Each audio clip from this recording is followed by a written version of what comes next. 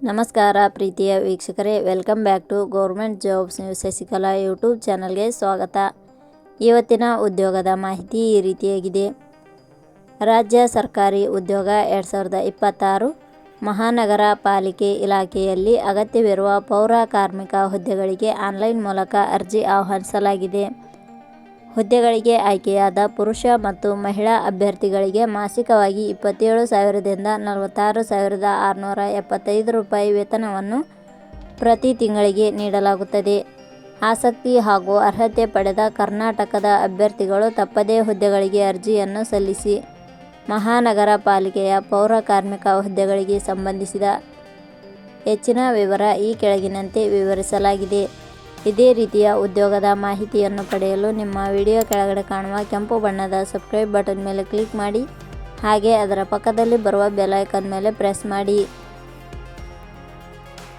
ಇಲಾಖೆ ಹೆಸರು ಮಹಾನಗರ ಪಾಲಿಕೆ. ಹುದ್ದೆಗಳ ಹೆಸರು ಪೌರ ಕಾರ್ಮಿಕ ಹುದ್ದೆಗಳು. ಒಟ್ಟು ಹುದ್ದೆಗಳ ಸಂಖ್ಯೆ ಇಲಾಖೆಯಲ್ಲಿ 15 ಹುದ್ದೆಗಳು ಖಾಲಿ ಇವೆ. ಶೈಕ್ಷಣಿಕ ವಿದ್ಯಾರ್ಹತೆ. ಹುದ್ದೆಗಳಿಗೆ ಅರ್ಜಿ ಸಲ್ಲಿಸಲು ಬಯಸುವ ಅಭ್ಯರ್ಥಿಗಳು ಮಾನ್ಯತೆ ಪಡೆದ ವಿಶ್ವವಿದ್ಯಾಲಯದಿಂದ ಇಲಾಖೆಯು ನಿಗದಿಪಡಿಸಿದ ಶೈಕ್ಷಣಿಕ ಅರ್ಹತೆ ಪಡೆದಿರಬೇಕು. ಹುದ್ದೆಗಳಿಗೆ ಸಂಬಂಧಿಸಿದ ನೋಟಿಫಿಕೇಷನ್ ಲಿಂಕ್ ನಮ್ಮ ಟೆಲಿಗ್ರಾಮ್ ಚಾನಲಲ್ಲಿ ನೀಡಲಾಗಿದೆ.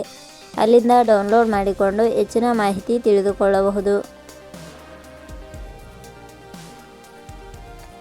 ವಯೋಮಿತಿ.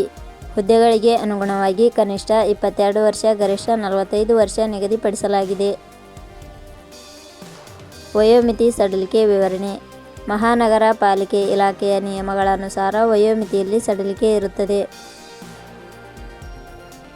ವೇತನ ಶ್ರೇಣಿ. ಆಯ್ಕೆಯಾದ ಅಭ್ಯರ್ಥಿಗಳಿಗೆ ಇಲಾಖೆಯ ನಿಯಮಗಳ ಅನುಸಾರ ಮಾಸಿಕವಾಗಿ 27,000ದಿಂದ 46,675 ರೂಪಾಯಿ ವೇತನ ಶ್ರೇಣಿ ಇರುತ್ತದೆ. ಅರ್ಜಿ ಸಲ್ಲಿಸುವ ವಿಧಾನ.